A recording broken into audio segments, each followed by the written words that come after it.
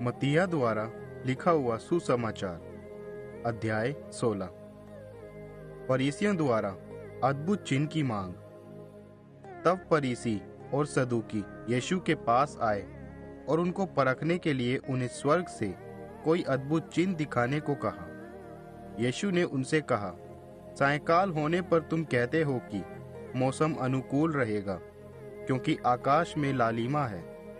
इसी प्रकार प्रातःकाल तुम कहते हो कि आज आंधी आएगी, क्योंकि आकाश धूमिल है और आकाश में लालिमा है। तुम आकाश के स्वरूप को तो पहचान लेते हो, किंतु वर्तमान समय के चिन्हों को नहीं। व्यभिचारी और परमेश्वर के प्रति निष्ठाहीन पीढ़ी चिन्ह खोजती है, किंतु इसे योना के चिन्ह के अतिरिक्त और कोई चिन्ह नहीं दिया जाएगा। और यीशु उन्हें वहीं छोड़कर चले गए। गलत शिक्षा के प्रति चेतावनी।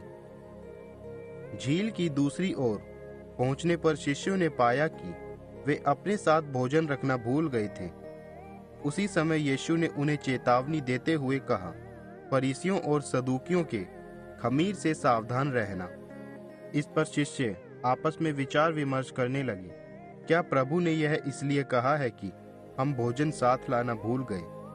यीशु उनकी स्थिति से अवगत थे, इसलिए उन्होंने शिष्यों से कहा, अरे अल्पविश्वासियों, क्यों इस विवाद में उलझे हुए हो कि तुम्हारे पास भोजन नहीं है?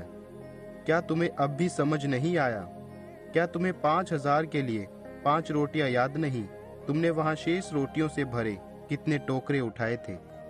या 4,000 के लिए वे 60 टोकरियां, तुमने वहां शेष रोटियों से भरे कितने टोकरे उठाए थे?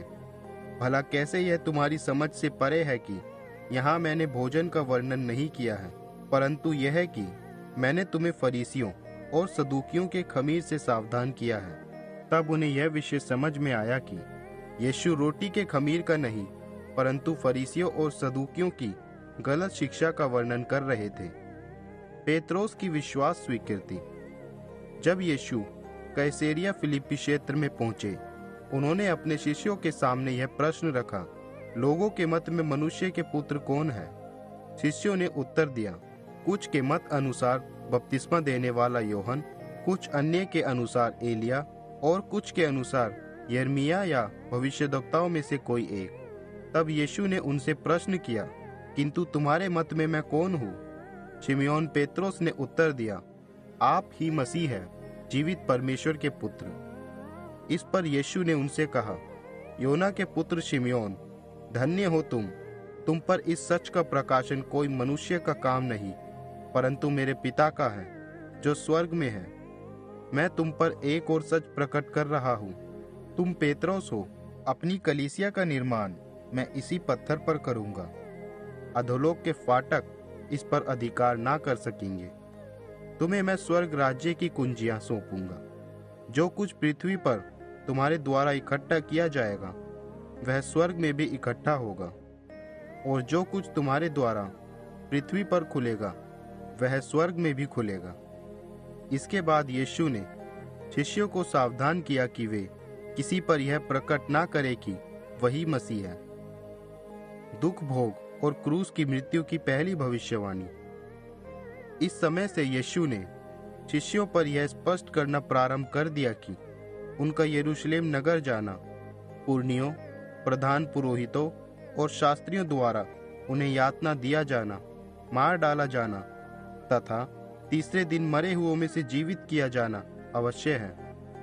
यह सुन पेत्रोस यीशु को अलग ले गए और उन्हें झिड़की देते हुए कहने लगे, परमेश्वर ऐसा ना करे प्रभु, आपके साथ ऐसा कभी ना होगा। किंतु यीशु पेत्रोस से उन्मुख हो बोले, दूर हो जा मेरी दृष्टि से शैतान, तू मेरे लिए बाधा है। तेरा मन परमेश्वर संबंधित विषयों में नहीं, परंतु मनुष्य संबंधी विषयों में है। इसके बाद यीशु ने अपने शिष्यों से कहा, जो कोई मेरे पीछे आना चाहे, वह अपना स्वयं अहम भाव को त्याग कर अपना क्रूस उठाए और मेरे पीछे हो ले। जो कोई अपने जीवन को बचाना चाहता है, वह उसे गवा देगा, तथा जो कोई मेरे लिए अपने प्राणों की हानि उठाता है, उसे सुरक्षित पाएगा। भला इसका क्या लाभ कि कोई व्यक्ति पूरा संसार तो प्राप्त करे, किंतु अपना प्राण खो दे? या किस वस्तु से मनुष्य अपने प्राण का अदला बदली कर सकता है? मनुष्य का पुत्र अपने पिता की महिमा में अपने स्वर्गदूतों के साथ आएगा। तब वह हर एक मनुष्य को उसके कामों के अनुसार प्रतिफल देगा। सच तो यह है कि यहाँ कुछ है जो मृत्यु का स्वाद तब तक नहीं चखेंगे जब तक वे मनुष्य के पुत्र का उसके राज्य में प्रवेश ना देख ले।